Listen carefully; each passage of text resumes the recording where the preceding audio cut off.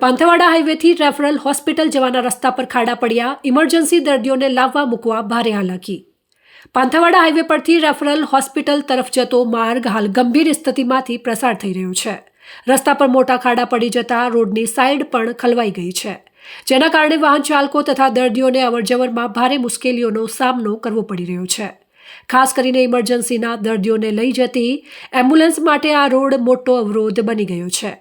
ખાડાઓને કારણે વાહન ધીમું ચલાવવું પડતું હોવાને કારણે કિંમતી સમય બગડે છે અને ગંભીર દર્દીઓને હોસ્પિટલ સુધી પહોંચાડવામાં વિલંબ થાય છે।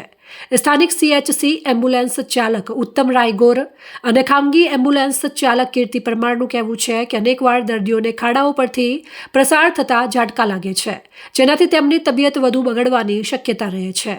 રાહદારીઓ, વાહન ચાલકો અને હોસ્પિટલમાં આવતા દર્દીઓએ આ રસ્તાની હાલતને લઈને આક્રોશ વ્યક્ત કર્યો છે। તેમણે જણાવ્યું છે કે રોજિંદી આવજાવમાં જોખમ રહે છે અને અકસ્માતની ભીતિ પણ સર્જાય છે। સ્થાનિકોએ તાત્કાલિક ધોરણે રોડનું સમારકામ કરાવવાની માંગ સાથે સંબંધિત તંત્રને અપીલ કરી છે। તેમની માંગ છે કે હોસ્પિટલ માર્ગને પ્રાથમિકતા આપી મરમ્મતનું કામ તરત હાથ ધરવામાં આવે, જેથી ઇમરજન્સી સેવા સરળ અને સુરક્ષિત બની રહે।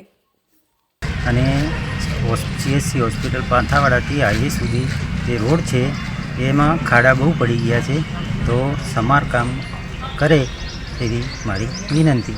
કેમ કે માતાઓ અને બહેનોને આવવા માટે અમારો સમય વેડફાઈ જાય છે।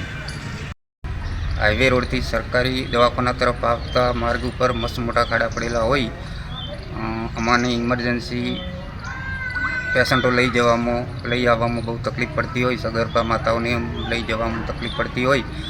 આ સમારકામ તંત્રને અમારી માંગ છે કે તાત્કાલિક ધોરણે સમારકામ કરાવે।